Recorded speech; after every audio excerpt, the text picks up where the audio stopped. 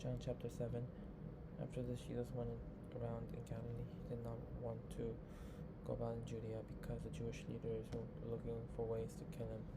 But when the Jewish festival arrived,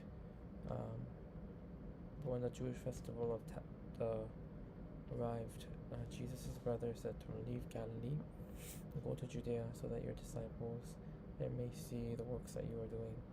No one who wants to become a public figure acts in secret. Since you are doing these things, show yourself to the world." For even his own brothers did not believe in him. Therefore Jesus told them, "My time is not yet. For you any time will do. The world cannot hate you, but it hates me because I testify that its works are evil. You go to the festival. I am not going up to this festival because my time has not yet fully come." After he had said this, he stayed in Galilee. However, after his brothers had left for the festival, he went also, not publicly but in secret. Now at the festival, the Jewish leaders were watching for Jesus and asking, "Where is he?" Among the crowd there was widespread whispering about him. Some said he is a good man.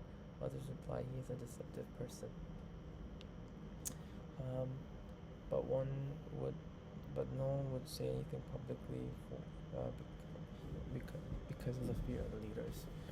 Now until halfway through the festival, Jesus went up to the temple and began to teach. The Jews there were amazed and asked, "How did this man get such learning without having been taught?" Jesus answered, "My teaching is not my own. It comes from the one who sent me. Anyone who chooses to do the will of God will find out whether my teaching comes from God or whether I speak on my own. Whoever speaks on their own does so to gain personal glory, but he who seeks the glory of the one who sent him is the man of truth. There is nothing false about him. Has not Moses given you the law? And no, not one of you keeps the law. Why are you trying to kill me? You are demon-possessed," the crowd answered. "Who is trying to kill you?" Jesus said to him, "I did one miracle and you are all amazed. Yet because Moses gave you circumcision, though actually the circumcision came from the patriarchs, you circumcised the boy on the Sabbath. Now if a boy came to be circumcised on the Sabbath so that the law of Moses might not be broken, why are you angry with me for healing somebody on the Sabbath? Stop judging by mere appearance, but instead judge correctly." At that point, some of the people of Jerusalem began to ask, "Isn't this the man they are trying to kill? Here he is, speaking publicly, and they are not saying a word to him. Have the authorities really concluded that he is the Messiah? But we know where this man is from. When the Messiah comes, no one will know where he is from." And Jesus, still teaching in the temple courts, cried out, "If you know me and you know where I am from, I am not here on my own authority, but he who sent me is true. You do not know him, but I know him because I am from him and he sent me." At this they tried to seize him, but no one laid a hand on him because his hour has not yet come. Still many in the crowds believed in him. They said, "When the Messiah comes, he will perform more signs than this man." The Pharisees heard the crowd whispering such a thing about him, and the chief priests and Pharisees sent temple guards to arrest him. Jesus said, "I am with you for a short time, and I am going to the one who sent me. You will look for me, but you will not find me, and where I am you cannot come." The Jews said to one another, "Where does this man intend to go when we cannot find him? Will he go where our people live scattered among the Greeks and teach the Greeks? What did he mean when he said, 'You will look for me, but you will not find me'? Or, 'Where I am you cannot find me, you cannot come'?"